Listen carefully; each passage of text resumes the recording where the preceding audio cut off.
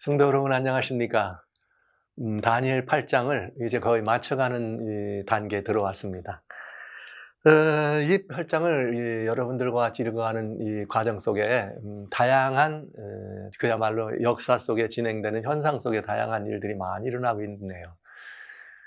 그런 차제, 그런 시점에 이렇게 하나님의 예언의 말씀을 연구한다는 것 굉장히 의미 있는 일이죠. 그런데 다니엘 그동안 여러분과 같이 읽어오면서 7장까지 읽어오는 부분에서는 이렇게 이 질문도 물론 있으셨지만은 이렇게 이렇게 특별히 제가 말씀에 나눴던 부분들이 많았기 때문에 그 부분을 다루진 않았습니다. 그런데 저는 이번 시간에는 특별한 시간을 좀 다니엘 8장 마지막 마치기 위해서 여러분과 준비된 이 시간에 특별한 시간을 좀 가져보려고 합니다. 사실 다니엘 8장을 제가 12번에 걸쳐서 마치면서 오늘 시간까지 12번에 걸쳐서 마치려고 그랬는데 그래서 마지막 오늘 이 오리지널 저희가 12번째는 2300시와 성서 정결을 통해서 성도의 승리는 시작이 되고 사단의 종말도 또한 시작이 된다. 여러분, 성도의 승리가 시작되고 반대로 또 이번에는 사단은 종말이 시작되는 이런 시간을 가져보려고 했습니다. 그런데 요 마지막 장면을 읽기 전에 제 생각에 마지막 장면을 읽기 전에 다니엘 8장을 읽어오면서는 여러 가지 이 다양한 질문들이 많이 여러분들이 보내주셨어요. 그래서 제가 그럴 수밖에 없다. 왜냐하면 이 교회 현장에서는 다니엘서를 읽을 때 이 8장을 아주 심도 깊게 이렇게 다루는 경우가 좀 드물죠. 성도 여러분들이 개인적으로 이 말씀을 읽으실 때도 아마 이 다니엘 8장은 그저 읽기는 하셨지만은 내용에 대한 이해보다는 그 스토리, 그 안에 있는 이런 그런 것들이 무언지 이해보다는 그저 있는 사건에 대한 이렇게 그 현상들만 여러분은 보셨으리라 생각을 합니다. 다니엘 8장은 다른 예언서와는 좀 다른 부분입니다. 뭐가 다르냐? 그 다루고 있는 내용이 다르다는 것이죠. 하나님의 말씀 속에 있는 그런 모든 말씀을 이해하는 툴에는 여러분 아시는 것처럼 죄인을 구원하시는 하나님의 역사에 관한 이야기가 주종입니다. 그러나 예언서는 특별히 예언서를 연구할 때는 인류를 구원하시기 위한 하나님의 구속의 경륜만 들어있는 것이 아니라 이 선과 악의 거대한 그런 대쟁투의 역사가 일목요연하게 들어 있습니다. 그러니까 빛과 어둠의 싸움의 역사입니다. 그러니까 여러분 하나님과 하나님을 대적하는 이 사단의 이런 이 쟁투의 모습이 들어 있으면서 하나님의 지상 대리자와 사단의 지상 대리자 간에 어떤 일들이 일어나는지를 설명하는 것이 예언서 속에는 그런 것들이 대부분 많이 들어 있어요. 그런데 다니엘 8장은 그 가운데도 이 두 가지, 즉 하나님의 사랑을 우리들에게 가시화하고 그야말로 도표화되어 있을 만큼 정확하게 구분되어 있는 하나님의 성소를 중심으로, 그래서 사랑이 드러나고, 그런가 하면 그 사랑이 드러나는 것을 막고 보지 못하도록 하려고는 사단의 그런 굉장히 대단한 대적이 성소를 중심으로 어떻게 진행됐는가 하는 것을 보여주는 것이 다니엘 8장이었어요. 그러다 보니까 쉽게 성소라고 하는 부분도 여러분들이 막 익숙하진 않은 대목이겠습니다만 이렇게 쉽게 전반적인 이해를 우리가 나누기에는 상당히 많은 부분들에서 이 깊은 고찰이 필요했다 생각을 합니다. 그래서 아마도 여러분들에게는 또 그에 따른 많은 궁금하고 의문스럽고 질문되는 부분이 많았구나 이런 생각을 합니다. 그래서 그러다 보니까 2300지하 성서 정결에 관한 이런 부분에 대해서 댓글로, 이메일로, 또 제게 이렇게 이 전화를 통한 톡으로 이렇게 여러분들이 질문을 보내셨는데 8장에 대한 다양한 질문들이 왔어요. 다양한 질문들이 여기 8-4 교회에서 예수님을 내어쫓은 기독교라고 하는 이 제하에서부터는 이렇게 댓글창을 많이 올려주셨는데 내용은 그렇습니다. 여기 무슨 내용인가 하면은 이렇게 다니엘서와 계시록을 연결시키면서 자세한 설명, 하나님의 은혜가 넘칩니다. 이 진리의 말씀을 들으면서 여기 목사님 조사심판에 관한 설명을 해주세요. 이렇게 질문을 하신 분이 있어요. 조사심판. 그러니까 이 조사 심판을 하시고 계신 분들이 특별히 그 재림 성도님들이 이제 주종을 이루시는데 그 말씀인 것 같고요. 그다음에는 여기에 그 뭐냐면 예수님이 하늘에 가셔 가지고 하늘 성소에서 드린 제사를 매일 드린 제사로 알고 있었는데 목사님은 십자가 이후에 매일 드리는 제사가 성도들이 드리는 거라고 하는데 좀 이 헷갈린다. 그러면서 매일 드리는 제사가 무엇인지 조금 더 또 누가 드리는 것인지에 대해서 구체적인 설명을 좀 요구한 분들. 8-5 교회에서 예수님을 쫓아놓은 기독교에서는 또 여기 아주 질문이 많았어요. 하늘 성소가 왜 더럽혀지지 못하느냐? 또 지상 성소를 하늘의 모형대로 짓게 했다고 하는데 그러면 지상 성소와 똑같은 성소가 하늘에도 실제로 있느냐? 굉장히 질문을 하실 만한 내용들이에요. 그다음에 십자가 이후에 짓밟힌 성소에 대하여 자세히 알고 싶다. 이런 내용들이 들어와 있네요.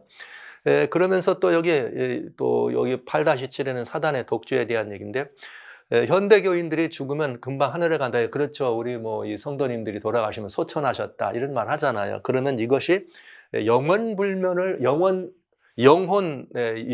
불멸, 영원이 아니고 영혼입니다. 영혼이 아니고 영혼불멸이라는 그런 여기 독주에서 얘기했던 그런 그 독주를 믿는 것이냐 이렇게 질문을 하신 분도 있습니다. 또 그런가 하면 히브리서 4장에 대해서 안식에 들어가는 문제에 대해서 이렇게 좀 이렇게 모르는 것 같다 이런 표현들을 쓰신 분이 계시고 그다음에 또 다양한 말씀 가운데 또 여기 그 8-9에는 여호와의 군대에 관한 이야기 2300지하를 이렇게 설명을 드리는 과정에 2300지하에 대한 그 속에 2300지하 속에 구원의 무슨 계획이 있다면 좀 자세히 설명했으면 좋겠다. 2300지하에 관한 얘기를 좀 물어보신 분이 있고 또 어떤 분도 이런 말씀도 하셨어요. 2300지하가 1844년 하늘지성소에서 예수 그리스도께 들어가서 조사 심판하신다는 말은 하면서 이제 이것은 뭔가 잘못된 거 아니냐. 그다음에 하나는 안식일을 지키면은 율법의 저주가 돼서 율법에 갇히게 된다. 이런 표현으로 1844년과 2300조에 관련된 문제에 대한 궁금함을 표시하신 것 같습니다. 그 외에 다양한 댓글들이 있었는데요. 우선 첫째는 뭐냐면 많은 분들이 함께 마음을 합쳐 주셔서 다니엘서를 열어가면서 다양한 성서 진리에 대한 새로운 깨달음, 그런 그 새로운 지평을 열어가는 데 대한 마음을 합쳐주시는 여러 성도님들이 격려하시고 또 이렇게 함께 아멘으로 화답해 주셔서 제게 큰 용기를 주셔서 정말 감사드리고요. 또 어떤 분들은 질문은 아닙니다. 질문은 아닌데 더 연구하는 것이 좋겠다. 뭐 이렇게 모르는 게 많다. 이런 격려성 댓글을 올려주신 분들이 있어요. 대단히 감사한 일입니다. 또 더 한 번 더 생각해 볼 수 있는 좋은 기회를 주셔서 감사드리고요. 세 번째는 또 의견이 좀 다르지만 아주 댓글을 예모 있게 써주셔서 지금 이렇게 아까 보신 것처럼 예모 있는 모습으로 이렇게 의견을 이렇게 올려주셔서 이렇게 질문도 하신 분도 있지만은 그저 이런 의견을 이렇게 올려주신 분도 계시더라. 이렇게 아까 말씀하신 뭐 히브리 4장 이런 말씀 이게 저희가 이게 그리스도인 공동체들이 함께 모인 장입니다. 우리들의 성경을 이해하고 풀어가는 과정에서 약간씩 차이가 있을 수 있습니다. 의견이 다를 수 있습니다. 깨달음이 다를 수 있습니다. 그러나 그때 그 다름을 표현하는 우리들의 모습이 예모 있고 서로 그리스도인적인 정신을 나누는 건 참 아름답고 복된 일입니다. 그래서 우리가 그리스도인 공동체를 정말 세계 빛이요 환하는 모본으로 드러낼 수 있지 않겠어요? 여러분들이 그런 모습을 보여주셔서 정말 참 감사드리고요. 또 어떤 분들은 다른 의견이 아니고 다른 이해를 가진 분들이 이렇게 다양한 또 질타성으로 댓글을 올려주신 분들, 그 질타도 겸허히 이렇게 제가 이렇게 받아들이면서 더 살펴볼 부분들은 또 살펴볼 수 있는 좋은 기회가 돼서 여러 가지로 이런 댓글이나 이런 것들로 참여해 주신 여러분들께 많이 감사드리고요. 어떤 분들은 이렇게 카톡방이 있죠. 우리들에게는 카톡방이 있어서 직접 카톡방으로 이렇게 질문을 올려주신 분도 있고 이렇게 좋은 또 격려의 말씀 응원해 주시는 분들이 다양한 이렇게 오셔서 정말 많이 제가 감사를 드립니다. 그리고 이렇게 여러 성도님들이 함께 여기에 뭔가를 이렇게 표현하셨다는 말은 관심이 있다는 것이고 그것은 서로 긍정적인 것이든 부정적인 것이든 함께 우리는 이렇게 의논하면서 더 발전적이고 아름다운 주님의 장성한 분량에 올라갈 수 있는 계기가 된다는 것 때문에 아주 반갑고 매우나 감사한 일이었습니다. 그런데 이런 글들을 넣으면서 제가 다니엘 8장을 맞춰 놓고 이런 질의응답을 갖는 시간을 갖는 게 좋을까 생각을 했어요. 다 질문들이 많으셨기 때문에.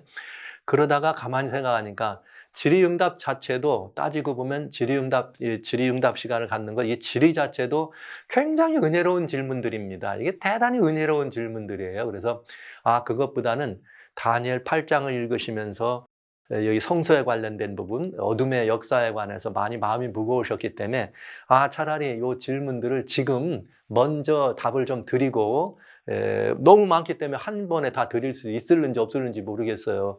어쨌든 드리면서 요걸 마무리하면서 다니엘 8장을 맞추는 다니엘 8-12 하나님의 백성들의 승리하는 이런 부분들을 말씀드리는 것이 좋겠다 이렇게 생각을 했습니다. 그래서 여러분과 같이 오늘은 여러분들이 올려주신 다양한 질문들을 좀 이렇게 다뤄볼 작정입니다. 그러니까 이 시간은 편안한 시간이에요. 여러분 편안한 시간이고 하나님의 은혜가 참 놀라운 은혜가 우리들에게 주어졌다는 것을 여러분 깨달으시길 시간이 됐으면 참 좋겠습니다. 질문은 제가 여기 댓글에 여러분들이 올려주신 것들을 이렇게 8-4, 8-5 이렇게 순서대로 돼 있어서 그 순서대로 이렇게 일단은 지금까지 들어와 있는 여러 질문들을 좀 이렇게 한꺼번에 요약해 봤더니 이런 내용들이 들어있네요. 요건 이제 다니엘 8장 11절에 나와 있는 군대의 주제에 대해서 예수님인가 또 어떻게 그 예수님이라고 제가 했는데 미가엘과 또 같은 이야기를 했더니 어떻게 그것이 미가엘이 될 수 있느냐 하는 말씀을 이렇게 톡으로 질문을 주셔서 먼저 이 카톡 질문을 하나 이렇게 드렸고요. 그 다음에 댓글 질문에는 다니엘 8장 11절에 매일 드리는 제사에 대한 설명, 또 그 매일 드리는 제사가 십자가 이후에는 누가 드렸는가, 하늘에서 예수님이 드리는 것이 아니냐 그렇게 아시고 계시다 그랬어요. 그분이 이제 이렇게 또 제가 여러 가지 성소에 대한 이렇게 쭉 역사를 말씀드리면서 하늘 성소는 더럽혀질 수가 없다 이런 말씀을 드렸더니 그 부분에 대한 더 자세한 설명, 하늘 성소의 정결의 의미가 무엇인지를 여러분이 물어보셨고요. 또 하늘에도 지상의 것과 똑같은 성소가 있는가, 이게 아까 오신 답변을 제가 이렇게 요약해 놓은 거예요. 그 다음에 십자가 이후에 짓밟힌 성소에 대하여 설명해 달라 이런 말씀. 그 다음에 성도가 죽으면 소천한다. 그게 영원불멸설이 될 수 있는가 하는 문제. 그 다음에 아까 주신 그 히브리 4장에 나오는 이 말씀, 이미 안식을 얻은 우리는 쉬느니라 이렇게 되는 히브리 4장 3절로 10절에 있는 말씀. 그 다음에 2300지와 그 다음에 그에 포함된 구원의 계획에 대한 자세한 설명. 그 다음에 또 맨 먼저 보셨던 것처럼 조사 심판에 대한 설명이 필요해서 조사 심판에 관한 이야기를 또 몇 분 이렇게 질문하셨기 때문에 그 부분 또 보겠고요. 그 다음에 조사 심판은 이거 안식일은 율법에 매이는 것이다. 이런 것들은 같이 여러분께 대답을 드리면 참 좋겠습니다. 그 다음에 이메일을 통해서 또 아주 은혜로운 이 질문을 해주신 분이 있는데 제가 다니엘 7장 때 말씀을 드린 것이 이제 한때, 두때, 반때 말씀드렸고 계시록을 8장과 같이 이렇게 말씀드리면서 한때, 두때, 반때 42달 1260일을 이렇게 잠깐 말씀드렸더니 그게 이제 왜 한 달 이게 다 3년 반이면 3년 반이라고만 하면 되지 따로따로 한때, 두때, 반때 3년 반이라겠다, 42달이라겠다, 1260일이라겠나 이런 질문을 가져오신 또 성도님들이 계시더군요. 그래서 이런 질문들을 여러분들과 같이 우선 순서대로 한번 이 말씀을 좀 드려보겠습니다. 그래서 마음 편안하게 여러분 계시면 아주 은혜로운 시간이 될 수 있겠네요. 보시죠. 다니엘 8장 11절에 보면은 스스로 높아져서 군대 주제를 대적했다 이렇게 표현해요. 근데 군대 주제와 예수님 그리고 대군 미가엘에 관한 이 질문을 하셨기 때문에 이 질문을 먼저 톡으로 온 질문이어서 먼저 여러분에게 말씀을 드립니다. 여러분 보신 것처럼 이게 굉장히 중요한 질문이었어요. 다니엘이 이상에서 봤더니 작은 뿔이 군대 주제를 대적하더라 이랬어요. 그런데 그 다니엘이 본 이상을 가브리엘 천사가 설명을 해줍니다. 가브리엘 천사가 설명을 해주는데 그 설명을 해줄 때는 군대 주제란 말을 대신에 뭐란 말 썼냐면 만왕의 왕을 대적할 것이다. 이렇게 됐어요. 그러니까 여러분, 저희가 설명 안 해도 답이 나왔죠, 이미? 뭐예요? 군대의 주제는 누구였다? 만왕의 왕이었다. 이게 지금, 이 말씀을 드려야 되겠습니다. 지금부터 제가 설명을 드리거나 질문에 대한 답을 드릴 때 제 얘기는 하지 않겠습니다. 그냥 성경이 이렇게 돼 있는 것만 저는 말씀드릴 거예요. 그러니까 그 성경 말씀을 여러분들이 어떻게 영접하실 건가 하는 것은 성도님들의 몫이고, 저는 여러분들에게 성경으로 여러분들의 시야를 이렇게 이끌어드리는 그 일을 지금 이제 하려고 하는 것입니다. 질문에 대한 응답을 제 개인적인 소견이나 아니면 저의 생각으로는 전혀, 요즘 좋아하는 말도 하나도라는 말고 일도라는 말을 많이 쓰더군요. 일도 하지 않겠습니다. 일도. 자, 보시죠. 여기 말씀드렸어요. 다니엘이, 성경은 성경으로 풀 수 있는 거니까, 다니엘이 군대 주제를 허는 것을 보았습니다. 저게 뭘꼬? 그랬는데 가브리엘 천사를 보내셔서 다니엘에게 이걸 설명해 줘라. 그랬는데 가브리엘 천사는 뭐라겠느냐? 만왕의 왕을 대적했다. 그러면 이제 답이 금방 나온 거잖아요. 아, 군대 주제는 만왕의 왕이었다. 그러면 만왕의 왕이 누구냐 보면 되잖아요. 뭐 성경의 전편에 많이 들었지만 여러분들이 일목요연하게 한마디로 아실 수 있는 부분이 있어요. 요한계시록 17장 14절에 저희가 어린 양으로 더불어 싸우려니와, 이게 사단의 군대들이죠. 이게 언제냐면은 아마겟돈 때 얘기예요. 세상의 임금들을 모아서 어린 양으로 더불어 싸우는데, 어린 양은 누구예요? 예수님 상징. 이건 뭐 안 보셔도 됐죠. 요한복음 1장에 주님께서 말씀하시기를 29절에 보라 세상 죄를 지고 하는 하나님의 어린 양이로다. 그래서 이 성경에 나오는 그 어린 양의 상징은 예수 그리스도께 이렇게 예표된 것을 알 수 있어요. 그러니까 예수님인데 어린 양, 예수님은 만주의 주시오 만왕의 왕이다. 할렐루야. 네. 그런데 예수님이 계시록 19장 16절은 제 땅에 재림하십니다.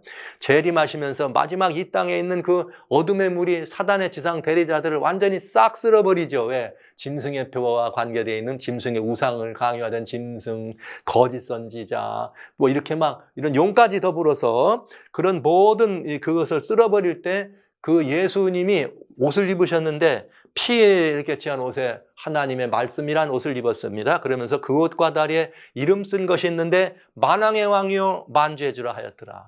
네, 그러니까 군대의 주제는 만왕의 왕이었다. 만왕의 왕은 예수님이다. 그러니까 여러분, 군대의 주제는 누구라는 게 분명해져요. 예수님이라는 게 분명해졌습니다. 자, 그런데 여기 군대 주제란 말을 The Prince of the Host 이렇게 써요. 군대의 이 사령관이란 말을. 성경에는 매우 중요한 표현이 있어요. 왕이란 말을 쓸 때, 혹은 뭐 통치자, 주권자 이런 표현을 쓸 때 프린스라고 하는 이런 용어를 썼지만, 결국은 이것이 성경적 용어는 사르라고 하는 말과 나기드라고 하는 두 용어가 있습니다. 사르라고 하는 것도 왕으로 하고 나기드도 왕으로 되는데 뭐 같이 사용되기도 하고 예수님께 두 가지가 다 같이 적용되기도 합니다. 그러나 사르가 더 많이 썼어요. 한 400번 이상 쓰고, 나기드라고 하는 말은 한 40여 번 정도 써서 10배 이상이나 사르라는 말을 썼는데, 이게 바로 사르예요. 군대의 주제라고 하는. 근데 쉬운 말로 주제라는 말은 Commander of the Army, 그래서 다른 영어 번역 성경에는 이렇게 써 있어요. 이렇게 사령관이다 이런 말로. 그런데 여러분 한번 자세히 보십시오. 여러분, 우리가 성경 이해하면서 이런 거 보시면 굉장히 재밌습니다. 논리를 변증하는 데 있어서 3단 논법이라는 거 있잖아요. A는 B이다, B는 C이다, 고로 A는 C이다, 이렇게 하는 것이 3단 논법이잖아요. 한번 보실까요? 자, 먼저 신약 성경을 보겠습니다. 신약 성경에 보면 유다서 1장 9절에 보면 천사장 미가엘이라고 되어 있어요.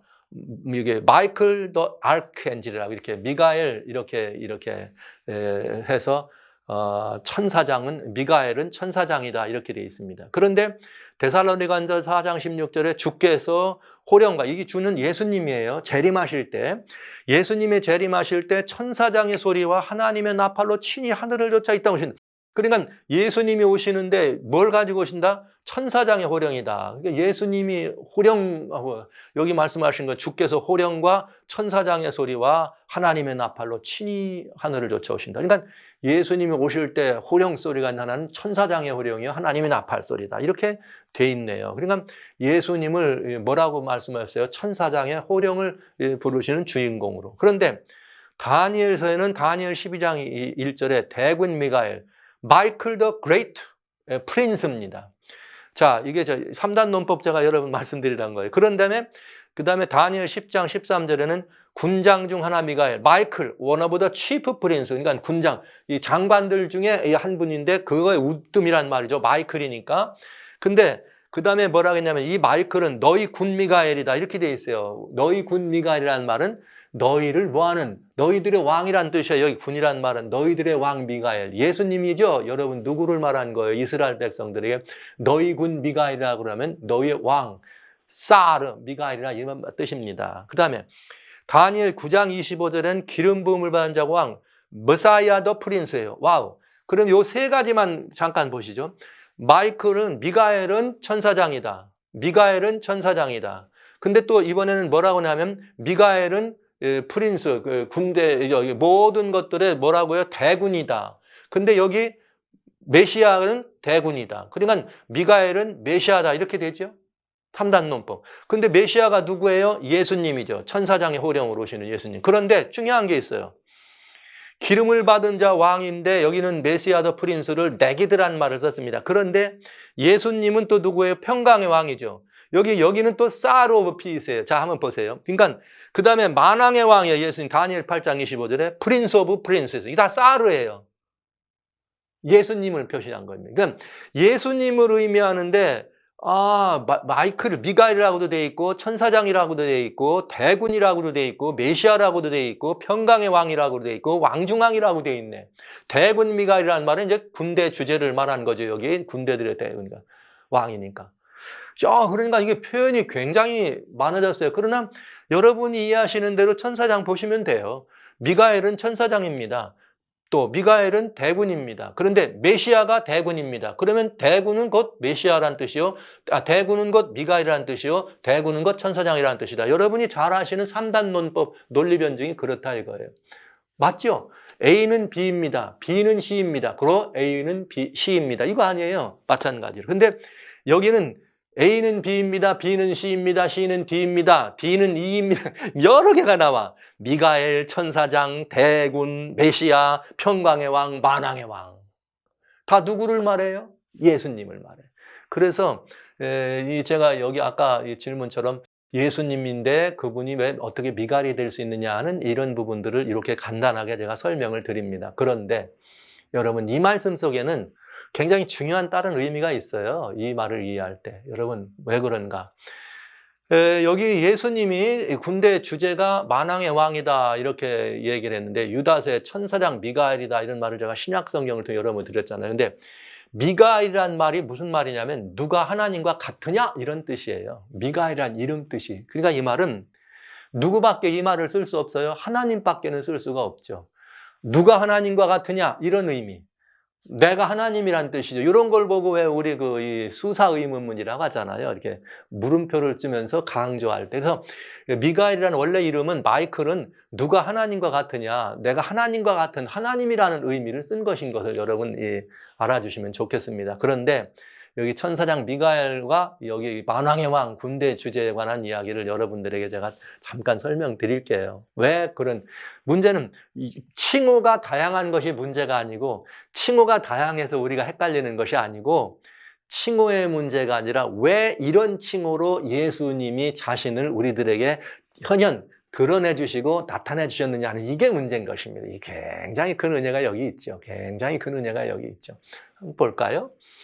여러분 예수 그리스도를 총칭하는데 예수님이 우주의 주권자라고 하는 의미, 예수님이 우주의 주권자라는 의미로 쓰일 때는 만왕의 왕이라는 말을 쓰죠. 요한계시록 1장에는 뭐라고 되어 있어요? 그가 우리 가운데 우리를 이렇게 1장 5절에 주님께서는 모든 땅의 임금들의 임금이 되셨다 이렇게 돼요. 모든 임금들의 임금이 되셨다. 이 예수님에 대해서 왕중왕.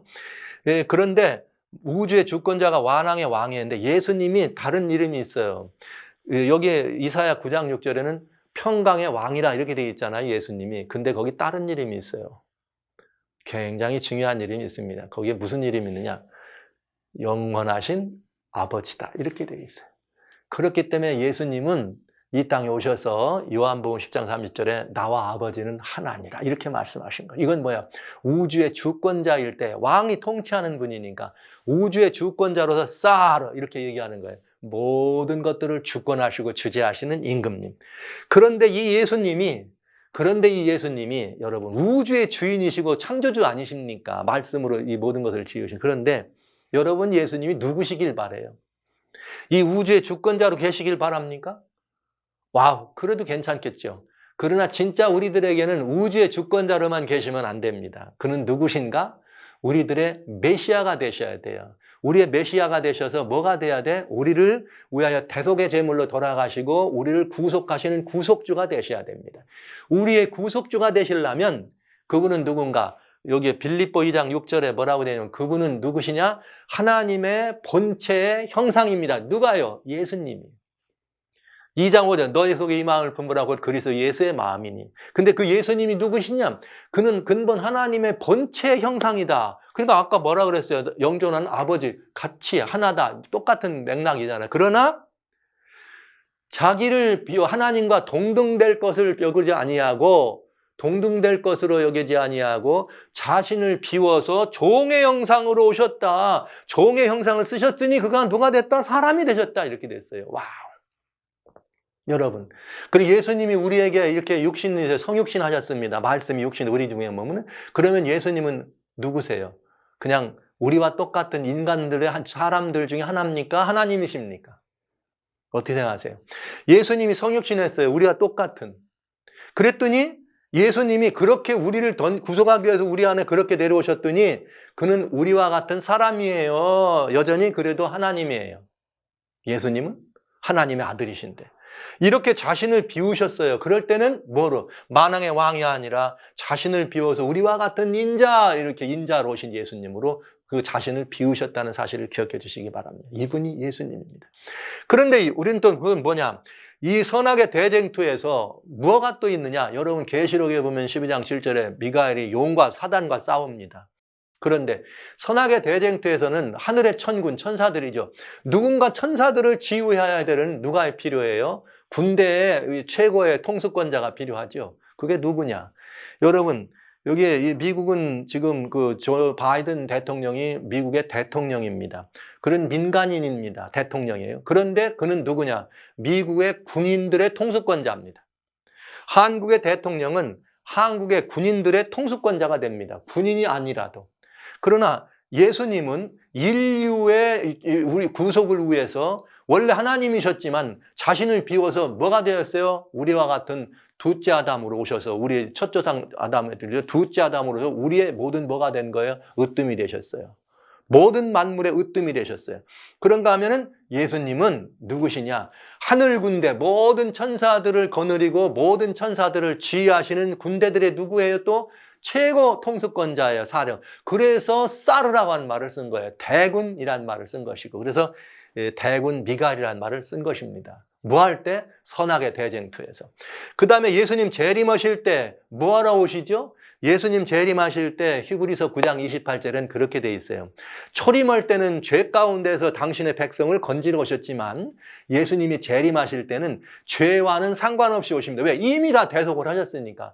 자기를 기다리는 자를 위하여 오십니다. 예수님을 기다리는 자들을 데리러 오시기 때문에 그 다음에 예수님을 기다리지 않는 사람들을 다른 말로 말하면 악인이죠. 사단과 그에 부속된 모든 존재들이죠. 그들은 뭐가 되는 거예요? 완전히 다 전멸하게 되겠죠. 그래서 그때 천사장의 호령 소리, 하나님의 나팔 소리로 예수님이 재림하십니다. 와우. 그러니까 이게 왜 선악의 싸움에서 빛과 어둠의 싸움에서 빛의 이 최고 통수권자로 선의 통수권자로 하늘 군대를 거느리시고 호령하시는 군대들의 주제로 그래서 군대 주제란 말을 쓴 거예요. 근데 군대 주제 이름이 뭐라고요? 미가엘이다. 누가 하나님과 같으냐? 천사들을 이름 가운데 아무도 그런 존재는 없죠. 예, 이렇게.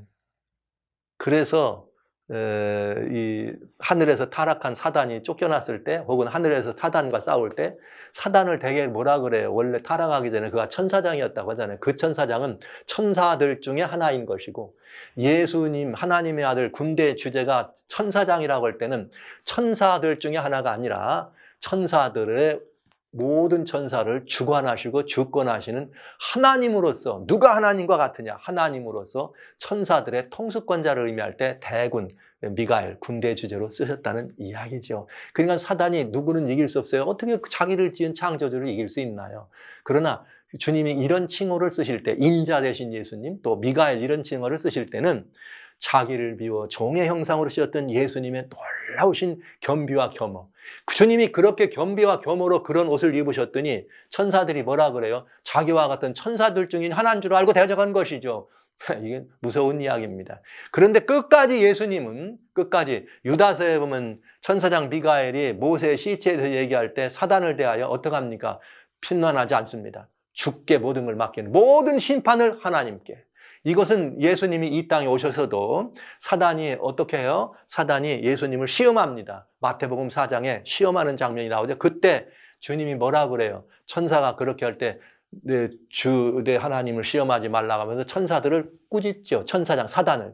그러니까 주님이 사단에 대해서도 비난하거나 힐난하지 않고 끝까지 모든 것을 주님께 맡기시는 분임을 우리는 알 수 있어요. 중요한 건 이거예요. 성도들을 돌볼 때 우리들의 군대장관 대군 미가엘이에요. 그래서 마이클, your prince. 마이클, 미가엘, 당신 너의 왕이다. 이스라엘의 왕이 누굽니까? 예수님이죠. 그럼 오늘날 이 시대의 이스라엘은 또 누구예요? 참 하나님 이스라엘은 우리들이죠. 그럼 우리들의 왕이 누구세요? 예수님이에요. 여러분, 예수님은 우리들의 왕이십니다. 이런 모습을 우리는 여기서 볼 수 있는 것이죠. 칭호가 다양한 것이 문제가 아니고, 이것은 예수님의 놀라운 예수님의 정말 이 속성입니다.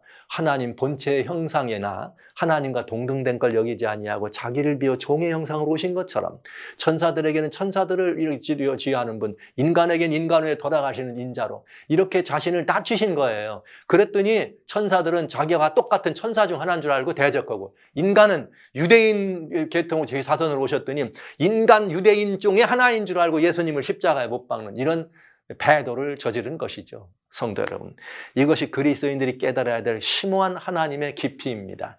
예수님의 정말 놀라운 정말 은혜요 사랑이란 사실을 여러분 우리가 깊이 이해하시면서 이렇게 그 예수님을 사단이 어떻게 한다? 대적하는 것을 우리는 다니엘 8장을 통해서 읽은 것입니다. 이게 굉장히 중요한 이야기였고요. 오늘 질문 잘해 주셨어요. 이 질문을 하셨기 때문에 예수님이 어떤 분이신지를 이해할 수 있었던 것이죠. 예수님, 겸허하게 자신을 낮추면서 인간이 되신 그 예수님이 겸허하게 선과하게 대쟁투에서는 천사들을 활용하는 천사장 미가엘로 이렇게 쓰셨다. 이런 모습은 우리가 볼 수가 있지요.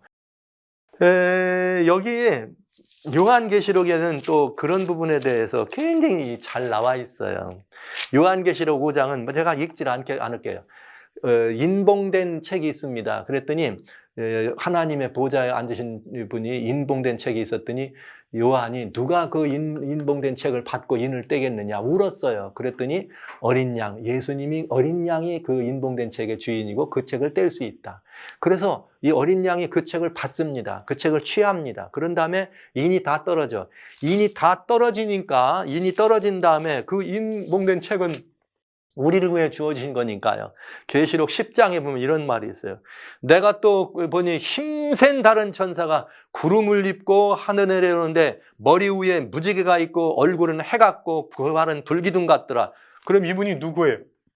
여기 천사의 모습 같은 모습이었지만은 여기 얼굴이 해 같고 발은 불기둥 같고 구름을 입고 하늘에 무지개가 있다. 그러면 여기에 이 무지개가 있다면 누구 얘기예요, 이게? 보좌의 모습, 하나님의 모습에 에스겔에 나와는 영광스러운 하나님의 보좌의 모습 아닙니까? 예수님이 하나님이시잖아요. 그 모습이에요. 그런데 그가 뭘 가졌느냐? 그 손에 펴놓인 작은 책을 들었다. 그러니까 이게 무슨 뜻입니까? 예수님이 원래 5장에서 책을 취했잖아요. 그리고 인을 다 뗐잖아요. 그러니까 이 책을 주신 분은 누구예요? 예수님이죠. 그런데 이 백성들에게 그 선악의 대쟁터에서 하나님의 백성들을 이끌어가는 이제 거대한 하나님 마지막 전쟁을 우리에게 보여주면서 이끌어가는 그 모습으로는 강한 천사 미가엘의 모습으로 오셔서 여기 10장에 우레와 같은 소리로 이 땅과 바다를 밟고 우레와 같은 소리로 이 책을 이렇게 요한에게 이렇게 주는 얘기가 나오잖아요. 우레소리는 누구의 소리냐? 하나님의 소리입니다. 여러분 요한복음 12장에 요한이 예수님이 이 땅에 올 때 저 헬라 사람들이 와가지고 예수님을 찾을 때 우리 주님께서 인자가 영광 받을 때가 됐다 할 때 우레 같은 소리가 울었다 이렇게 얘기하죠. 그 요한이 본 경험이에요. 하나님의 음성 우레소리. 그러니까 여러분 예수님이 바로 그런 분이란 사실을 여러분 아셔서 이제 정말 우리가 이분을 우리의 왕으로, 이 예수님을 우리의 구주로, 이 예수님을 우리의 섬길 하나님으로 믿는다는 것이 얼마나 놀라운 영광인지 이 특권에 대해서 깊이 생각하시고 아주 깊이 생각해 주시기를 바랍니다. 자, 요만하면 군대 주제와 예수님 그리고 미가엘에 대한 답을 됐을 거라 생각하죠. 제가 왜 이 질문이 은혜로운 이 답을 유도하기 때문에 질문이 참 은혜로운 질문이라는 표현을 그래서 말씀을 드렸네요. 자, 그럼 두 번째. 매일 드리는 제사에 관해서 좀 자세히 설명해 주고 이게 이제 2번과 3번 질문 다 제가 같이 하는 것이 좋겠어요. 이 제사는 누가 드리는 것이며 또 이 제사를 하늘에서 드리는 거냐 땅에서 드리는 이런 질문들이었는데 여러분에게 이 질문에 대한 답을 이제 그럼 두 번째로 드리도록 합니다. 매일 드리는 제사를 이 캐테고리로 나누면 세 가지 종류로 나눌 수가 있어요. 크게 세 가지 종류가 있는데 첫째, 매일 드리는 제사의 원래 이거는 매일 드리는 이란 말은 타미드라 그래서 끊어지지 않는 계속 지속적으로 드린다는 의미고 제사라고 하는 말은 이 타미드란 말을 우리들에게 전달하면서 번역할 때 이걸 제사란 말을 붙였습니다. 그러나 매일 드린다는 말, 끊임없이 하나님께 올린다고 하는 말을 우리가 이해해 준다면 제사란 말을 거기다 더해도 틀림없이 뭐 다른 의미는 아니고 더 이 내용에 대한 이해가 수월해진다는 걸 알 수가 있겠네요. 그러니까 매일 드리는 타미드란 말을 매일 드리는 제사라고 해도 의미에 다른 틀림은 없다. 그리고 이것은 기독교 안에 있는 보편적인 의미다. 이 말씀을 먼저 드리면서 매일 드리는 제사의 출발이 어떻게 되느냐 이렇게 돼 있어요. 출애굽 29장에 보면은 출애굽 29장은 하나님께서 이 땅에서 내가 너희 중에 몸을 성소를 지어라 하신 다음에 성소를 섬기는 분들이 누구예요? 제사장들이잖아요. 그 제사장들을 위임하는 이야기가 들어있는데 거기 뭐가 나오냐 이렇게 나와. 내가 단위에 드릴 것은 이러하다. 매일 1년 된 어린 양 2마리니 한 양은 아침에 드리고 한 양은 저녁에 드리라. 매일 아침 저녁으로. 그래서 제가 지난번 2300 쥐하라 그럴 때 하나는 아침 저녁 그래서 이브닝스 앤 모닝스다 이런 말을 쓴 이유가 바로 성소와 관련됐기 때문에 그런 말을 쓴 거다. 제가 이렇게 말씀을 드렸습니다. 그래서 이것이 뭐냐? 매일 드리는 제사예요.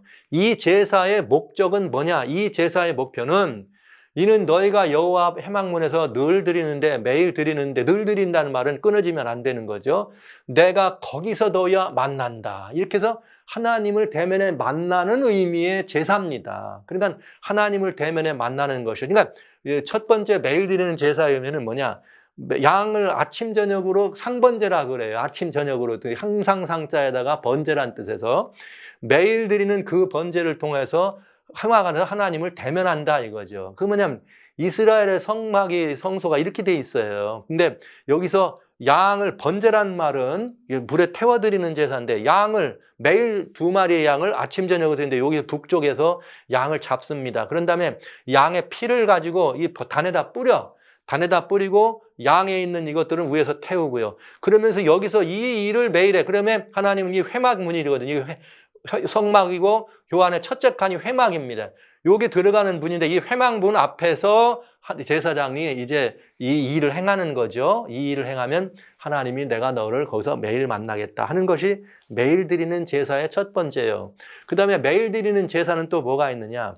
상번제를 통해서 이스라엘의 모든 것들만 대변하는 것이 아니라 개인적으로 혹은 민족의 어떤 그 족장이나 아니면 뭐 다른 뭐 사람들이 개인적으로든 이게 하나님께 매일 언제든지 나갈 수 있어. 그러니까 제사장은 이 제사를 매일 그들을 위해서 대행해 주는 거죠. 같이. 그런데 제사가 이스라엘의 여기 성소에 드리는 제사를 대벌해서 크게 5가지로 나눌 수 있는데 처음 2가지는 제사의 형식이에요. 첫째 뭐냐면 번제가 있고 소제가 있는데 번제는 불에 태워드린다는 뜻이잖아요. 그리고 여기는 피가 있는 제사가 번제입니다. 그다음에 소제는 가루로 드리는 제사, 곡식으로 드리는 제사인데 이건 피가 없어요. 피가 관제로 이렇게 기름은 부었지만은 피가 없는 제사야. 그래서 번제와 소제는 제사의 형식, 물론 내용도 다르지만은 그런 의미가 있고요.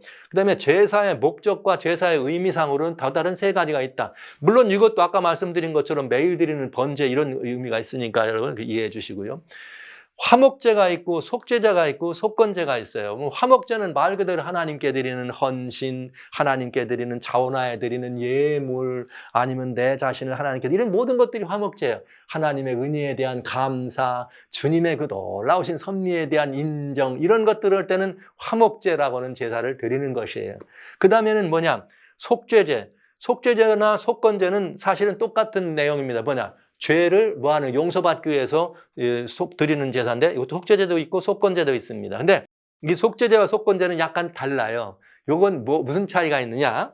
속죄제는 내가 죄를 져요. 죄를 진 사람이 하나님 앞에 자기의 죄를 이렇게 가지고 가서 하나님께 이 죄를 고백하고 용서를 받는 느낌? 대속의 하나님 메시아를 기다리면서 용서받는, 그러면서 죄는 하나님과의 관계를 멀게 하니까 하나님과의 관계를 뭐하는 제사예요?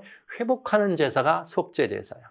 근데 속건제사는 뭐냐? 여러분, 속건제사는 그렇게 하나님의 관계가 회복돼 있지만 그가 살아가는 삶이 하나님 안에서 산다고 하면서도 깼다가면 하나님 말씀을 불순종할 때도 있고 또 하나님의 성물을 이럴 때 있잖아요. 그때 하나님과의 관계 안에서 일어나는 다양한 일들 가운데 내 부족함과 연약함을, 흠과 허물을 위해 드리는 것이 속건제다. 이렇게 이해하시면 좋겠습니다. 그러니까 여러분, 우리가 예수 그리스도를 처음으로 영접할 때 주님과의 관계가 회복돼 십자가 아래서, 그때는 우리는 뭘로 드려져요? 속죄제 제물을 드리는 것과 마찬가지예요. 그런데 만약에 우리가 예수님을 믿고 영접했어요.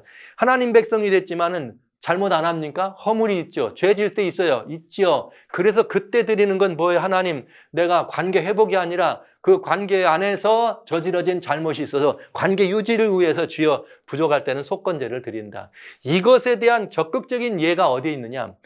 베드로가 이런 말을 해요. 마지막 잡히시던 밤에 요한복음 13장에 나오죠. 예수님이 발을 닦아가지고 다 제자들의 발을 닦으려고 하니까 베드로가 주여 못합니다. 못합니다. 그러니까 그럼 너 발 닦으면 안 닦으면 나하고 관계없다. 그랬더니 베드로가 그럼 나 목욕시켜주세요. 그랬더니 뭐라 그래요? 이미 목욕한 자는 발만 닦으면 돼. 언제 베드로 예수님이 목욕해 줬어요? 아니죠. 그러니까 그게 무슨 의미냐? 목욕하는 의미는 속죄제, 하나님과의 관계가 회복되는 것이고 예수님을 통해서, 속건제는 발 닦는 제사 같은 거예요. 믿고 살다가도 부족한 게 있잖아요. 이렇게 이해하시면 이 제사가 아주 확실해져요. 그런데 이런 일은 뭘 통하여? 매일매일 제사를 드리는 거예요. 매일. 언제든지 갈 수 있어. 나 하나는 언제든지지만 언제든지가 매일 됩니까? 한 달에 한 번이든 1년에 한 번도 될 수. 그러나 이 백성들이 다 드리려면 백성들이 다 얼마나 많겠어요? 이 백성들이 무수히 많겠죠. 그러니까 제사장들은 이 일을 매일 어디서 합니다? 그 성소와 그 성막에서 하고 있었습니다. 그래서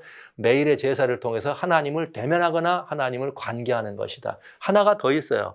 이건 뭐냐? 매일 드리는 제사, 매일 드린다고 할 때 항상 끊어지지 않는다는 의미로 또 이건 뭐가 있느냐? 이게 있네요. 출애굽기 25장 여기 그 안에, 성막 안에 들어가면 진설병이라고 하는 떡이 있는데 그건 항상 있어야 돼.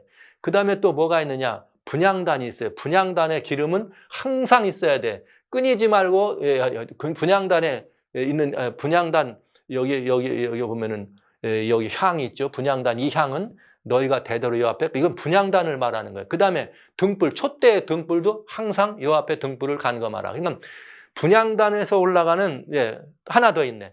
레위기 6장에 보면은 제단의 불도 꺼지면 안 돼. 이걸 제가 보여드릴게요.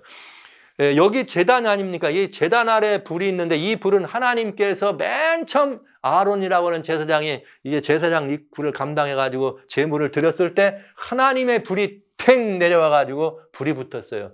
그 다음부터는 이 불은 절대로 꺼지면 안 돼. 그래서 항상 불이 있어야 되기 때문에 테미드. 이 안에 들어가면, 자, 휘장 앞에 안에 첫째 성소의 첫째 간에는 7 촛대가 있으면 이 촛대의 등불은 항상 끊어지면 안 돼요. 테미드. 여기 분향단에 있는 연기가 있는데 향이 올라가는, 이 향은 항상 끊어지지 않고 올라가야 돼요. 테미드.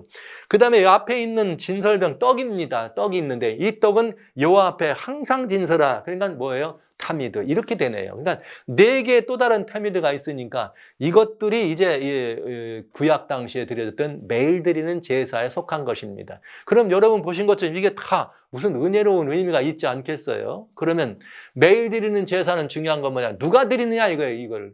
근데 이 매일 드리는 제사는 누가 했느냐?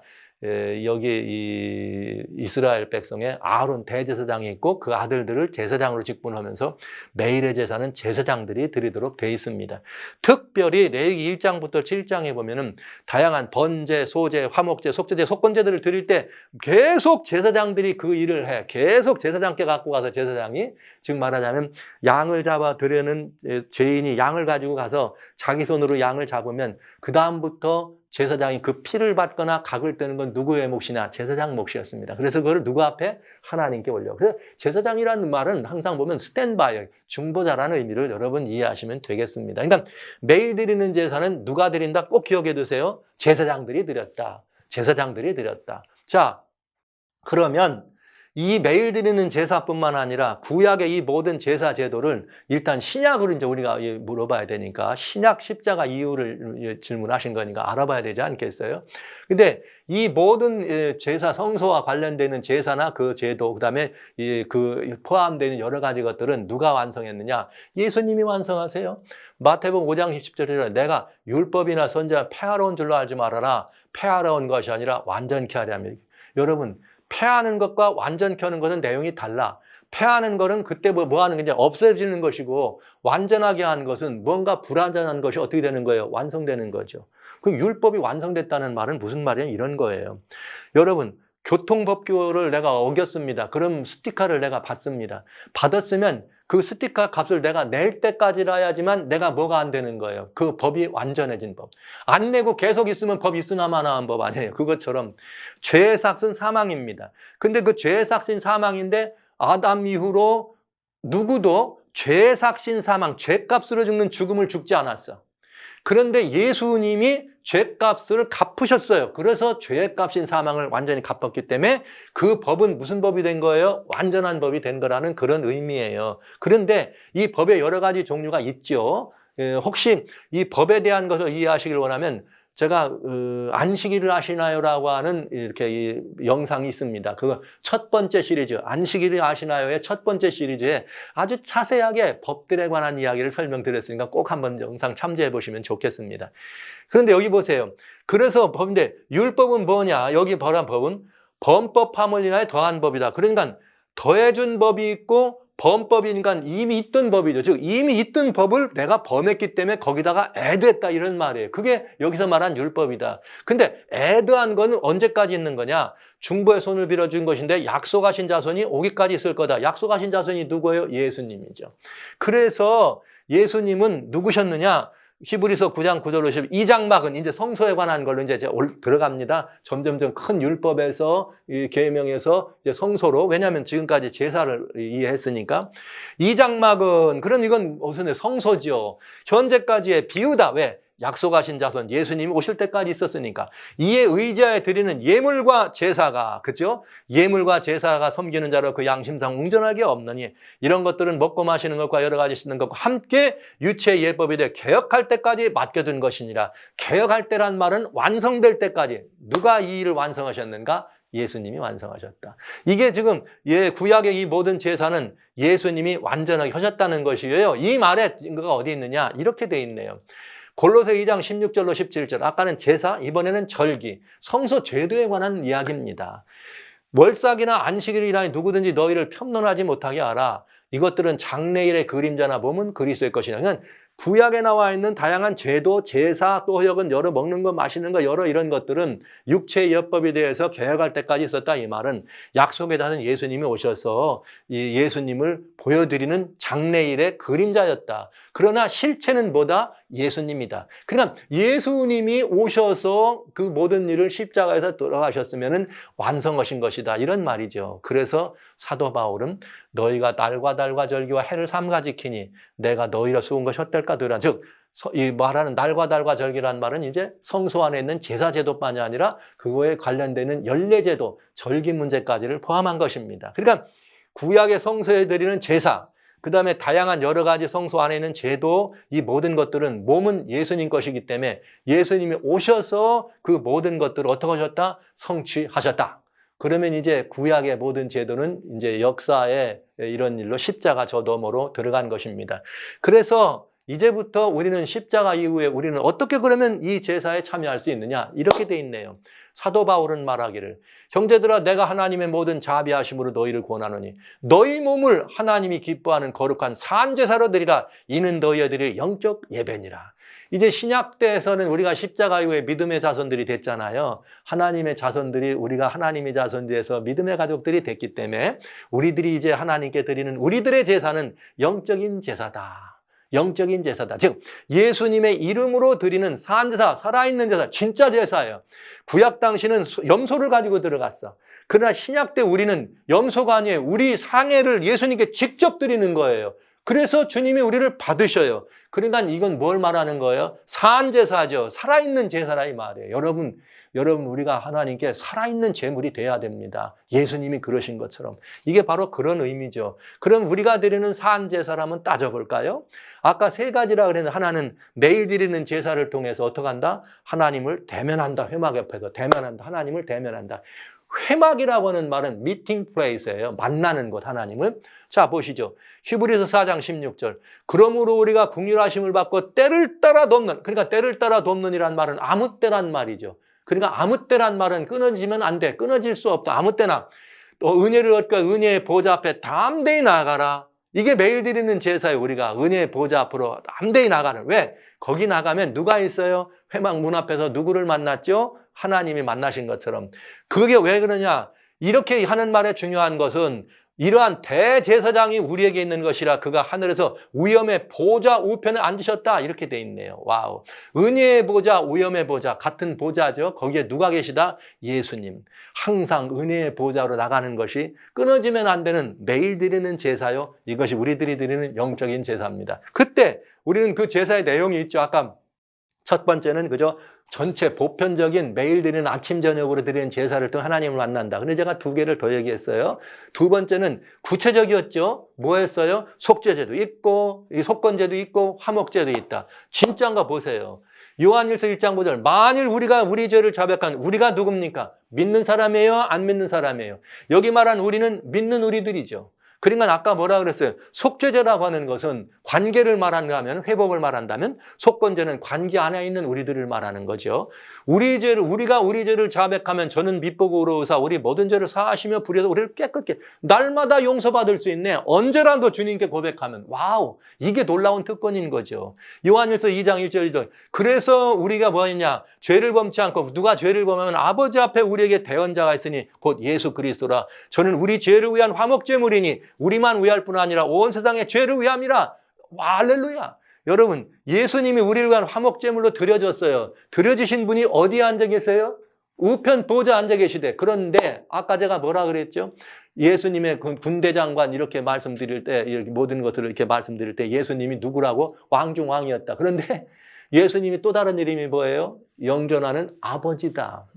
그러면 여러분, 여기 신자들이 예수님의 이름으로 나갑니다. 예수님의 이름으로 주여 우리를 이 모든 죄에서 깨끗게 해주세요. 예수님의 이름으로 나가면 누가 이 말을 듣는가? 거기에 보좌에 누가 앉아 계시냐? 대제사장 되시는 예수님이 계세요. 그러면 예수님이 뭐라 그럴 거예요?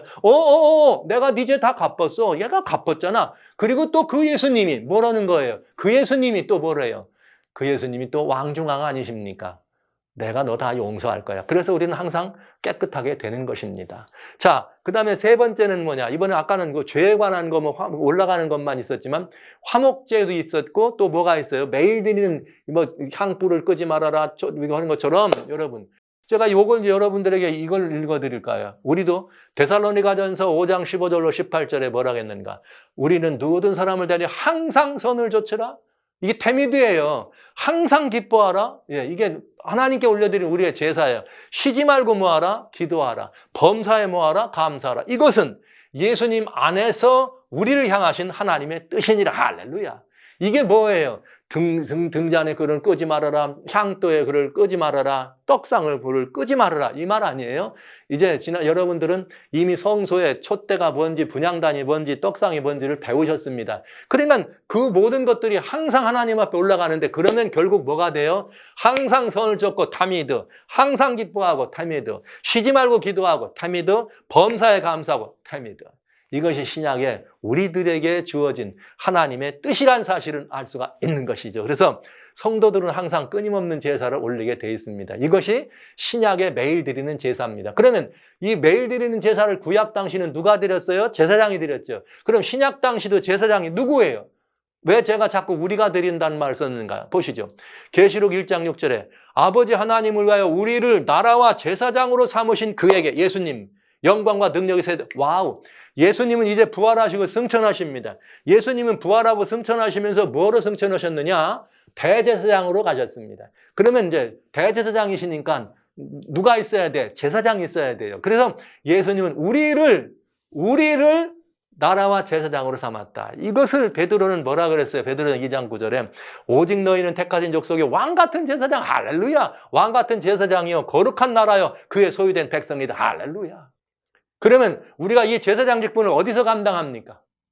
이 제사장 직분을 하늘에서 해야죠. 여러분 생각에. 그렇죠? 아니에요. 여기 요한계시록 5장에 놀라운 일이 있어요. 요한계시록 5장의 9절부터 여기 10절에 뭐라고 되어 있느냐. 새 노래를 가지고 노래하며 가로되 책을 가지고 인봉을 떼기 합당하신 어린 양, 아까 제가 책 얘기했어요. 인봉 뗀다. 일찍 죽임을 당한 각 족속과 백성과 나라 가운데서 사람들을 피로 사서 하나님께 드리고 10절 저희로 우리 하나님 앞에서 나라와 제사장을 삼으셨으니 우리를 나라와 제사장을 삼으셨으니 예수님이 올라가시면서 우리를 나라왕 같은 나라가 제사장입니다. 거룩한 나라로 삼으셨으니 저희가 땅에서 왕 노릇하리로다. 할렐루야. 그러니까 우리들의 왕 같은 제사장 직분은 어디서 이루어지는 거예요? 땅에서 된다 이 말이에요. 그러니까 아까 어떤 분이 하늘에서 매일 드리는 제사를 드리는다고 알았는데 이게 뭐 어떻게 된 겁니까? 이렇게 예수님이 그것도 아니죠. 여기 분명하잖아요. 매일 드리는 제사는 제사장들이 드렸습니다. 근데 제사장들은 신약시대에 누가 제사장이냐? 우리들이 그리스도인이 제사장입니다. 어디서 제사장, 왕 같은 제사장 역할을 하느냐? 성경은 뭐라 그랬어요? 땅에서. 네, 땅에서. 그러니 여러분, 새 언약의 성도들이 제사장입니다. 성도들이 매일 드리는 제사를 드립니다. 어디서요? 하늘에서요? 아니에요. 땅에서 드려요, 땅에서. 자, 그러면 정말 그것이 땅에서 그 일이 진행되는지 한번 따져볼까요? 따져보겠습니다. 이게 대단히 중요하고 정말 은혜로운 일이에요. 이걸 알면은 너무나 은혜로운 일이에요. 이걸 알면은 땅에서 보시죠. 신약의 교회인가 하늘의 성소인가, 즉 땅에서 하는 일이냐 하늘에서 하는 일이냐를 보는 거예요. 요한계시록이 이런 문제에 대한 답을 참 많이 줍니다. 제가 다니엘 8장을 하면서 계시록을 자꾸 여러분이 인용하잖아요. 계시록에 보면 11장에 이런 표현이 있어요. 내게 지팡이 같은 갈대를 주며 말하기를 일어나서 하나님의 성전과 제단과 그 안에 경배하는 자들을 청량하라. 와우. 그러면 여러분 아시는 바대로 요한계시록은 예수님 십자가 이후의 얘기잖아요. 아니 예수님 십자가 이후에 이 예루살렘과 이스라엘 때 모든 성소나 이런 거 회파되고 아무것도 없어. 그런데 뭐 하라는 거예요? 하나님의 성전과 제단과 그 안에 경배하는 자들을 뭐 하라? 청량하라. 와우, 이게 도대체 무슨 얘기일까? 왜? 그러면 이거 하늘에서 영적으로 의미상으로 하늘에서 우리를 잰다는 그런 표현일까? 여러분 어떻게 생각하세요? 근데 이게 하늘이 아닌 것을 볼 수 있어요. 왜냐? 보세요. 성전방 마당은 청량하지 말라. 와우. 이 성전만 마당이 있네? 그런데 이 마당은 이방인에게 주었은즉 거룩한 성을 42달 동안 짓밟아. 이야, 여기 42달 이렇게 나오네. 그러면 이미 여러분은 공부하셨습니다. 42달은 어느 기간이다? 중세라고 한 기간 동안이었다. 그건 작은 뿔의 권세가 이렇게 유린했던 그런 기간 중에 아주 특별한 더 심한 기간이었다는 걸 배웠잖아요. 그러니까 금방 알았네. 여기 말한 이 성전은 하늘이 아니고 어디라는 걸, 땅이라는 걸 알 수 있죠. 이제 여러분들에게 보여드리겠습니다. 두 가지가 있어요. 성전이 땅이냐 하늘이냐고 하면 하나님의 성전과 그 안에 경배하는 자들을 청량한다 이렇게 되어 있어요. 그러면 성전 경배자, 여기 성전은 하늘 성전이냐? 아니다. 왜냐? 그런데 아닌 이유를 볼 수 있는 거죠. 청량하는 일이 도대체 뭐냐? 청량하는 일이. 그런데 그 청량하는 일은 언제 시작됐느냐? 이렇게 돼 있어요. 성전만 마당은 청량하지 말고 두는데 왜냐? 이방인에게 주어진 건 42달 동안 짓밟으는. 그러니까 아직도 42달 짓밟을 것은 미래 일입니다. 그러면 청량하는 일은 42달 짓밟히는 것 이전입니다. 즉 중세 이전이란 말이죠. 즉 이 말은 십자가 이후란 말 아닙니까, 여러분? 자, 그런데 청량이 무언가 이 뜻을 알면 대단히 쉬워지겠죠. 보시겠습니다. 자, 보세요. 디모데후서 2장 19절에 그러나 하나님의 견고한 터는 섰으니 인침이 있어 일렀으되 주께서 자기 백성을 아신다며 주의 이름을 부르는 자마다 불에서 떠날 거다. 여기 뭐라 그랬어요? 하나님 백성에 뭐가 쳐요? 인친다. 견고한 터는 섰으니 무슨 터예요? 교회죠. 이 터가 뭡니까? 하나님의 터요, 견고한 터요. 3장 16절 디모데전서 3장 16절. 하나님의 진리의 기둥과 터라고 했잖아요. 그러니까 이 터는 교회죠. 인침이 있어. 인침이 있는 이유가 뭐예요? 하나님이 도장을 찍는데 왜 찍느냐? 너는 내 백성, 너는 내 백성. 이걸로 도장 친다는 거잖아요. 주의 이름을 부르는 자마다 불에서 떠나라. 넌 내 백성이라고 내가 인쳤다. 그러니까 그 불에서 떠나야 되니까 어디로 들어가야 돼? 하나님의 성전 안으로 들어가야 되지 않습니까? 성소제도 때 상징적으로 어떻게 됐어요? 죄를 진 사람이 양 잡아오면 그 양 잡아오는 걸 가지고 다 잡은 다음에 누구 앞에 만난다? 하나님 만난다. 이렇게 돼 있잖아요. 그러면 이제 언제 참 성도로 인치는가? 이것만 알면 되죠.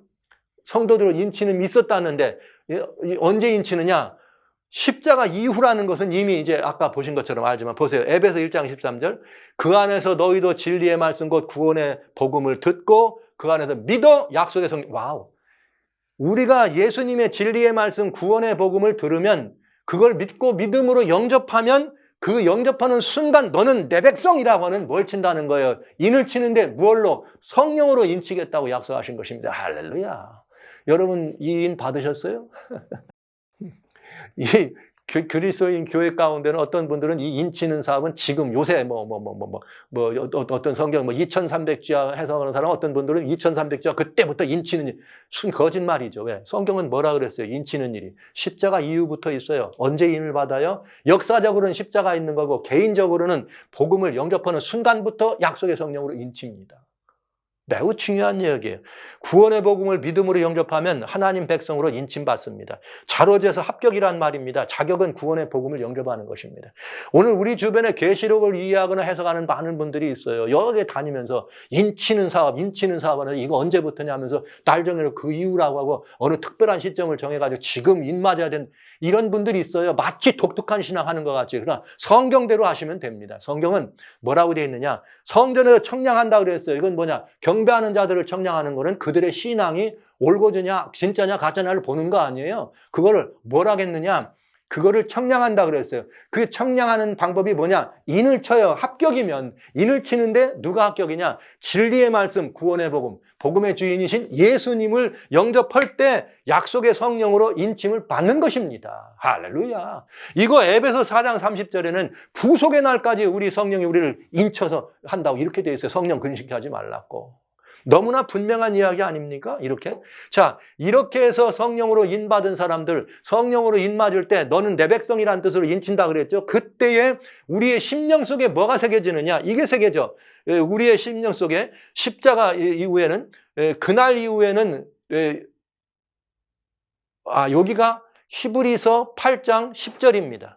디모데후서 2장 19절이 아니고 히브리서 8장 19절. 8장 10절 제가 정정합니다. 히브리서 8장 10절.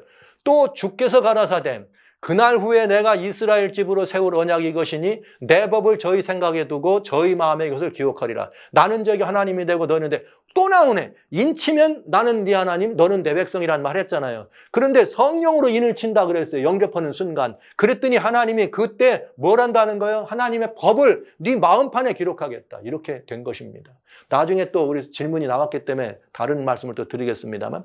그래서 하나님의 법이 우리 심령의 성령으로 인쳐졌기 때문에 하나님 백성이고, 그래서 고린도전서 3장 16절에 너희가 하나님의 성령인 것, 성령의 성전과 하나님의 성령이 너 안에 거를 알지 못하느냐? 성전을 더럽히면 안 된다.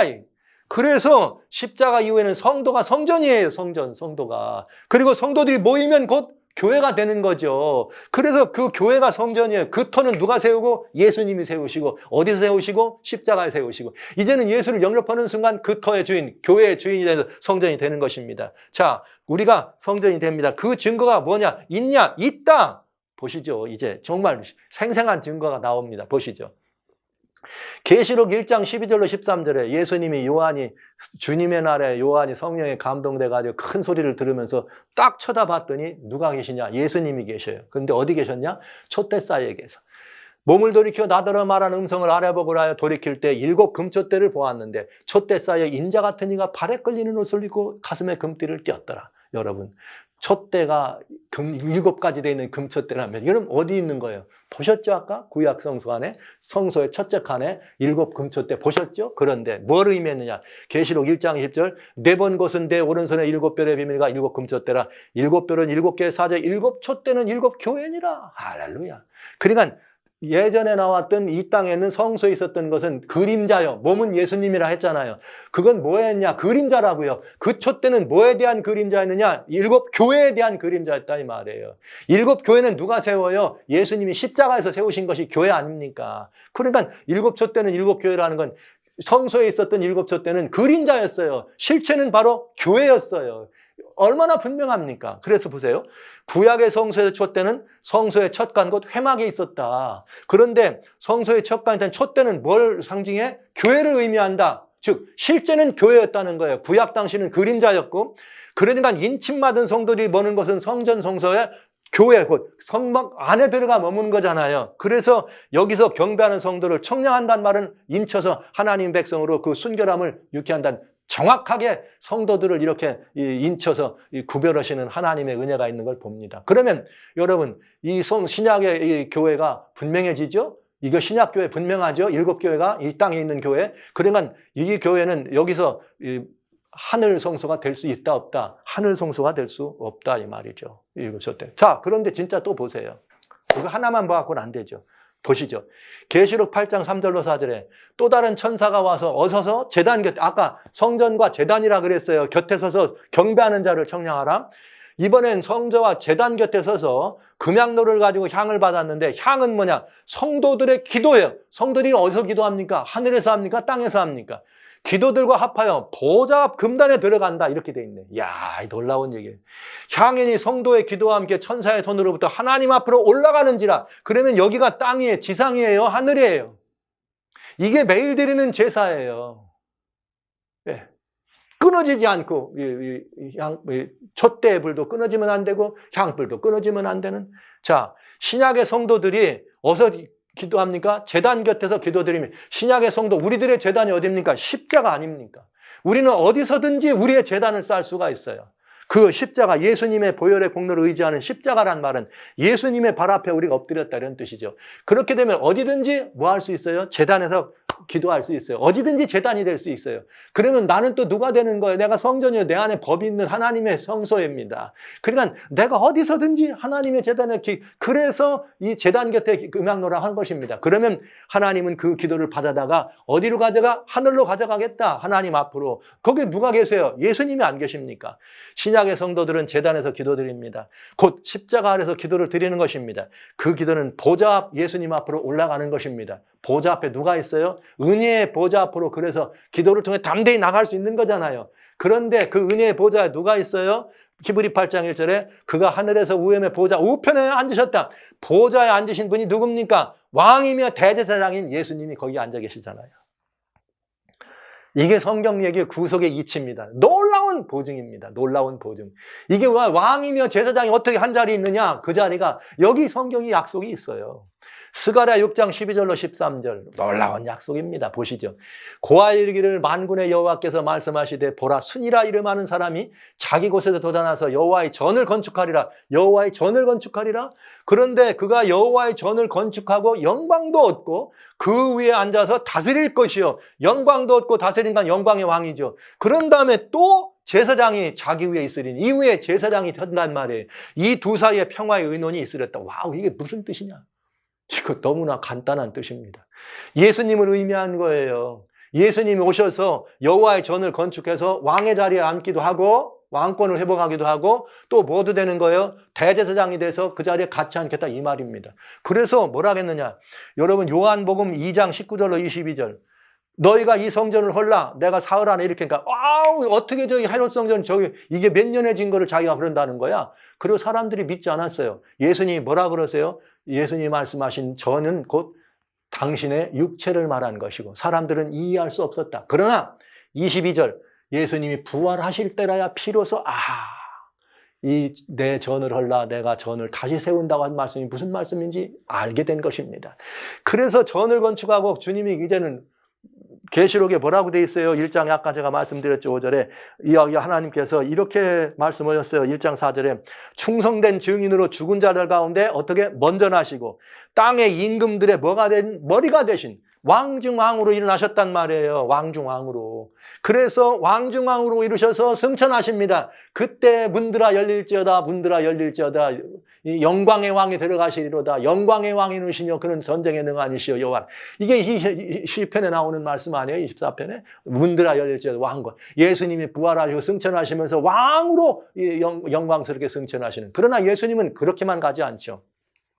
히브리서 5장 9절로 10절에 예수님께서 이 땅에 오셔서 사람으로 오셔서 한결같이 고난받고 죽기까지 순종하셔서 결국은 그러므로 자기를 믿는 모든 자에게 구원의 근원이 되시고 즉 죄를 정결하게 하고 죄값을 갚았기 때문에 구원의 근원이 된 것이에요. 하시고 멜기세덱의 반차를 쫓아 대제사장으로 올라가셨다. 그래서 그 대제사장에 앉으신 분이 누구예요? 보좌 앉은 분, 즉 왕이며 대제사장인 예수님. 이게 바로 히브리서 8장 1절에 나오는 그 얘기입니다. 위엄의 보좌 우편에 왕으로도 대제사장 앉았다는 바로 이 이야기인 것입니다. 할렐루야. 굉장한 이야기입니다. 굉장한 이야기입니다.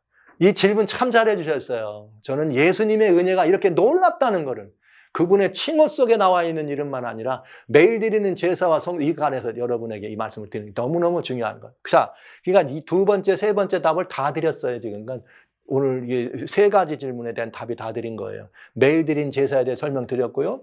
매일 드리는 제사는 십자가에 누가 드립니다? 우리들이 드립니다. 우리가 제사장이니까. 그러니까 하늘에서 예수님이 드린 것이 아닌가? 답은 뭐예요? 답은 뭐예요? No. 우리가 드린다. 이 땅에서. 제사장이 하는 거니까. 잘 보시라. 십자가 이후에는 교회가 구약의 성소를 이었다. 우리가 성전입니다. 십자가 이후에는 거듭난 성도들의 터는 첫 칸 성소, 즉 교회입니다. 계시록 1장 10절. 7 촛대가 어디 있는가요? 원래는 성소 안에 있는 거죠. 예수님이 거기서 우리를 만난다. 그러니까 교회가 뭐예요? 바로 이 성소의 첫 칸입니다. 너무나 분명해요. 옛 것은 그림자고 몸은 예수님이고 실체 예수님 십자가에서 그 터를 완전케 하시고 그 터 위에다가 음부의 권세가 이길 수 없는 하나님의 교회를 세우시고요. 십자가 이후에 매일 드리는 제사는 어디서 드려요? 제단에서부터. 십자가 아니죠. 우리 예수 이름으로. 십자가에 뭘 의지해서? 보혈의 공로를 의지해서 드립니다. 그렇게 되면 십자가 이후에 성도가 어떻게 되는 거예요? 성도가 제사장이 돼서 매일 은혜의 보좌로 나갑니다. 은혜의 보좌에는 군대 주제의 만왕왕인 예수님이 계시다. 그죠? 대제사장이며 만왕의 왕이신 예수님이 계시다. 예수님은 매일 드리는 제사를 받는 분이지 드리는 분이 아니다. 일부 교회에서는 예수님이 하늘 성소에서 계속해서 예수님이 매일 드리는 제사를 드렸다는 거예요. 아까 요 말씀을 하신 분도 그렇게 믿으셨을 거예요. 그러면 예수님이 매일 드리는 제사를 하늘에 드렸다 얘기하면 그 큰 문제. 왜? 예수님은 대제사장으로 올라가셨지 제사장으로 들어가는 것이 아니에요. 매일 드리는 제사는 제사장 몫이거든요. 그건 어디서 드려야 돼? 이 땅에서 드려야 돼. 예수님은 제사를 받는 분이에요. 군대의 주제가 돼가지고. 다니엘 8장도 그렇게 됐잖아요. 그에게 매일 드리는 제사를 제하였다. 즉 군대의 주제이신 예수님은 매일 드리는 제사를 받는 분이지 드리는 분이 아니라는 사실입니다. 그 다음에 사단은 그렇기 때문에 여러분 다니엘 8장의 중요성이 여기에 있어요. 사단이 바로 이 특권을 2300주야까지 유린한 것이에요. 이렇게. 여러분에게 저 1844년 말씀드렸지만 그래서 이 사실을 우리들에게 보여준 것이 다니엘 8장. 이게 놀라운 우리들의 말하자면 은혜와 축복을 사단이 유린했다는 걸 보여준 것입니다. 그런데 우리는 이 성경을 그동안 등한히 한 것이죠.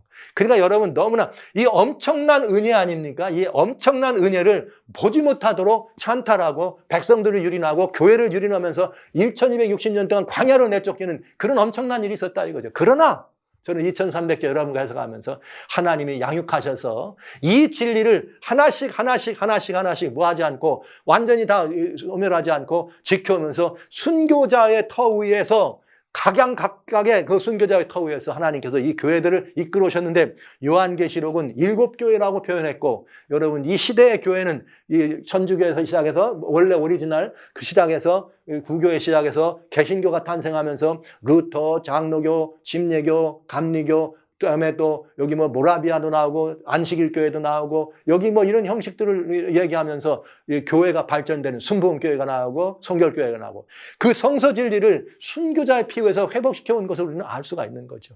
그러니까 이 하나님의 교회들끼리 서로 다투고 싸우는 건 하나님 뜻이 아니에요. 누구 뜻이에요? 사단의 뜻이에요. 교회가 그렇게 진리를 가져오기 위해서 온전하진 않으나 각자가 가지고 있는 것들을 다 내놓고 온전한 하나가 돼야 되는데 이걸 못하게 하는 것이 사단인 것입니다. 그래서 이 사단이 이렇게 이 교회를 유린한 것이에요. 지상의 통치권을 갖기 위해서. 따라서 사단이 유린한 성소는 하늘 성소가 아닌 지상의 교회요 성도들인 것입니다. 성서 진리를 유린한 것이죠. 자, 제가 이제 이렇게만 이 세 가지 답을 한꺼번에 2번과 3번을 같이 해서 여러분에게 말씀드려서 제가 이 말씀을 드리는 건 질문에 대한 답을 드렸다기보다는 사실은 우리 주님의 이 놀라운 구속의 이치가 그 제사를 통해서 이렇게 완전하게 들었다는 사실을 여러분에게 말씀드리기를 원한 것이었습니다. 굉장히 중요한 이치였습니다. 그래서 이런데 더 자세한 설명을 원하시면은 제가 더 자세한 설명을 원하시면 특별히 여기 2300지하와 성소 정결에 관련돼서 그리고 이 매일 드리는 제사와 성소에 관해서 이렇게 그 다시스로 가는 배라고 하는 이 책을 급히 지난해 여러분들에게 나눠드렸습니다. 그래서 아직 이 책을 못 받으신 분도 있고 모르시는 분들이 많으시죠. 이 속에는 아까 궁금해서 질문했던 조사 심판에 관한 이야기도 들었고 매일 드리는 제사와 성소에 가는 것을 성경적 원리를 위해서 아까 말씀드린 것처럼 제 얘기는 하나도 없어요. 성경이 이렇게 말하고 있다는 걸 여러분들에게 말씀을 드리고 있는데 그래서 이 책을 이렇게 여러분들 만들게 됐습니다. 근데 이 책은 이렇게 하나님의 은혜로 주어지신 것이기 때문에 여러분들이 원하시면 여러분 모두에게 무료로 이 책을 나눠드릴 수 있습니다. 모든 것들을 다 무료로 하나님의 은혜로 이 책을 내주신 것이기 때문에 그래서 여러분들이 이 책을 좀 제가 드릴게요. 그러면 오늘 나누셨던 그 질문에 대한 답을 여러분들이 좀 얻으실 수 있을 것 같습니다. 또 이 책만이 아니라 다시 들어가는 배에 대해서 영상으로도 여러분들에게 이렇게 말씀드렸습니다. 약 15번에 걸쳐서 영상 세미나가 있거든요. 15번에 걸쳐서 질의응답도 거기 2번 들어있고요. 그래서 다시 들어가는 배는 12만 명의 니느웨 사람들이 하나님의 큰 심판이 다가오는 걸 모르고 있었습니다. 사랑의 하나님은 그들을 살리기 위하여 요나를 부르셨죠. 그러나 요나는 니느웨로 가는 대신 다시 들어가는 배를 선택했습니다. 지금 78억의 지구촌 사람들이 하나님의 심판이 가까운 것을 모르고 있습니다. 하나님은 이들을 살리기 위해서 누구를 부르셨느냐? 기독교를 불렀습니다. 기독교를. 78억을 위해서. 그런데 교회는 지금 어디로 가고 있느냐 이 말이죠. 요나의 뒤를 따라서 니느웨로 가고 있는가? 아니면 요나의 뒤를 따라서 이 니느웨를 버리고 다시스로 가고 있는가? 아니면 정말 우리는 이들을 살리기 위해 니느웨로 가는가? 이 부분에 대한 이야기를 목사가 교회와 여러분들 성도님들을 향한 뭐 어느 교회, 뭐 어느 교단 이런 것 무조건 이제 더 이상 묻지 마세요. 저는 주님을 섬기는 이런 모든 역사 속에 단 한 번도 어느 교단이나 교파에 소속돼서 그 교판과 교단을 위한 종이라기보단 하나님을 섬기는 종으로 서기를 원했다는 사실을 말씀을 드립니다. 그래서 이것을 와서 영상으로 다시 들어가는 배도 여러분 예수통신에 오시면 보실 수 있고요. 그 다음에 또 이 책하고 같이 보시면 이해도 빠르고 아주 은혜로운 우리가 회복해야 될 놀라운 원리들을 성경적 원리들을 설명해 드렸습니다. 차분하게 읽으시면 많이 도움이 될 거라 생각을 하면서 무료로 드릴게요. 이건 다 무료로 나눠드리는 거니까 하나님의 은혜를 주신 거니까요. 이 다시스는 무료로 여러분들에게 공개되는 것이고요. 한국에는 전화번호가 있어요. 010-792-1981 미국 전화는 949-573-3243 이메일도 있어요. 박스미션 저희 예수통신이죠. @gmail.com 여기에 전화를 직접 주시지 말고요. 걸지 마시고요. 특별히 한국 전화는 저희가 이게 문자로만 됩니다. 지난번에 좀 이렇게 파노라마에서 문자로 달라 그랬더니 전화를 하신 분들이 많이 계세요. 그래서 메시지를 저희가 받을 수가 없어서 문자로 남겨달라 그랬는데도 이게 그래서 한국 전화는 여기에 문자로 꼭 문자로 성함하고 전화번호는 있으니까 하고 주소만 거기다 정확하게 보내주시면 저희가 바로 한국이든 미국이든, 한국이든 미국이든, 미국 전화도 마찬가지 문자로 혹은 뭐 이렇게 전화하시든 보내주시면, 이메일도 좋고요. 바로 보내드립니다. 여러분에게 이 책은 무료로 여러분들에게 나눠드리도록 그렇게 하겠습니다. 사랑하시는 성도 여러분, 제가 이렇게 다양한 질문들을 여러분들이 받으면서 그 답들이 이 안에 많이 들어있기 때문에 이 책을 여러분 드리는 거니까요. 언제든지 연락 주셔서 책을 가져가시면 좋겠습니다. 이건 여러분들 몫이니까 얼마든지 여러분 요청하셔서, 어떤 분들은 뭐 필요하다 그래서 지금도 뭐 10부가 필요합니다 하신 분들은 10부도 제가 보내드리고 그렇게 했습니다. 많이 나눠보는 것이요 하나님의 은혜이기 때문에요. 성경이 이 안에 주로 성경적 답입니다. 그래서 여러분과 같이 이 답을 드리는데, 자, 이제 2번과 3번 끝나고 4번 이제 출발해야 되는데, 오늘 이만큼만 하지요. 이거 너무 많으면 그러지 않아도 지금 제가 이 성서 이런 모든 것들의 오묘한 걸 밝히다 보면은 중간에 끊을 수가 없어가지고 이렇게 좀 길어지는데, 맨날 길어져. 그래서 제가 늘 성도님들에게 좀 죄송합니다. 잘라서 짧게 해야 되는데, 오늘 겨우 2가지 주제를 말씀드렸는데 이렇게 시간이 갔네요 벌써. 그래서 여러분 감사드리고요. 다음번에 요 다음 질문들을 여러분들과 같이 나누는 그런 시간들 지속해서 함께 하도록 그렇게 하겠습니다. 여러분 감사합니다. 그리고요, 예수 그리스도가 우리들의 주인이십니다. 그리고 주님은 우리의 왕입니다. 대군 미가엘로 우리 곁에 서 계십니다. 항상 이기게 하시는 예수님의 은혜가 여러분의 오늘도 내일도 이 험악한 시절에도 이기고 또 승리하는 분으로 여러분들 서게 되시기를, 그렇게 도와주시길 주의 이름으로 축원합니다. 참 감사합니다.